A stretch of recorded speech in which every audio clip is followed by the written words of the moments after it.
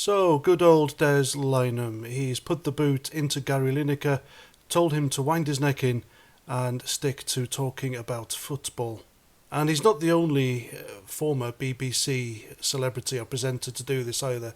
A few of them have told Gary Lineker to wind his neck in because it's embarrassing. Literally everything the guy talks about politically is wrong. And even though I support his right to free speech, I support anyone's right to free speech. But how the hell could you be allowed to be so wrong every time? Now, as you all know, Gary Lineker is as woke as they come. He's pro-refugees welcome, anti-Brexit. He likes to call people Nazis whom he disagrees with. And he was even the victim of a race hate crime when he was younger, because apparently his skin was too dark, even though he's a Caucasian Western man. And I use the term man loosely. And Gary Lineker hasn't learned his lesson from the last time he called the Tories Nazis for some reason or another. But how could you compare anyone these days to genocidal maniacs from 1930s Germany? It's just baffling, isn't it?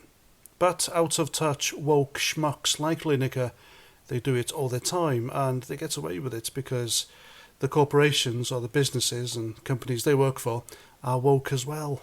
And Lineker works for the wokest of the lot, the BBC, a company so ridden with corruption and nonsense and lies that it needs to be ended. The BBC needs to be ended.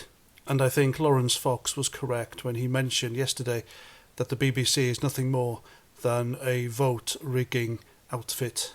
Now, if you remember Des Lynam, he was the former presenter of Match of the Day, back at the time when the BBC and Match of the Day were worth watching. The guy was as smooth as they come. He wasn't political, just an all-round nicey, and everyone liked him. And hopefully, now that someone as distinguished as Des Lynam has put Gary Lineker in his place, one of many to have done so in recent years, you'd hope that he'd learn his lesson, wouldn't you? But no, all Gary Lineker said was, Des Lynam is allowed his free speech, as am I. So I can guarantee you he's going to be continuing with his bile on the internet. And where is Gary Lineker at the moment, you may ask? Well, he flew out to Ibiza with his ex, where he is at the moment enjoying that killer weather that's allegedly happening all over Europe. And yes, I did say he flew over. The guy who has the outright gall to lecture us all about climate change and saving the planet and going green. But they're all like this, aren't they? That's what they do. Do as we say, not as we do. And if there's one reason why you should not pay your TV licence, it's Gary Lineker. He is the main reason for me now. Why, I will never pay it. I will never pay the TV licence.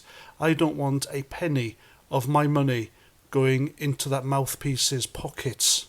So he can spend it on things which he tells me not to do. Flying, for example, and buying gas-guzzling, climate-damaging, top-end sports cars. It's astonishing, isn't it, how someone can be transformed overnight from being one of the nation's most nice and likeable characters, Gary Lineker, into being some stupid, woke arsepipe who's completely out of touch with the ordinary people of this country. But there we go. And the sad fact is there are many other people like him. And that's my video. I hope you like. Please let me know what you think in the comments. And until the next time, Roger Trout.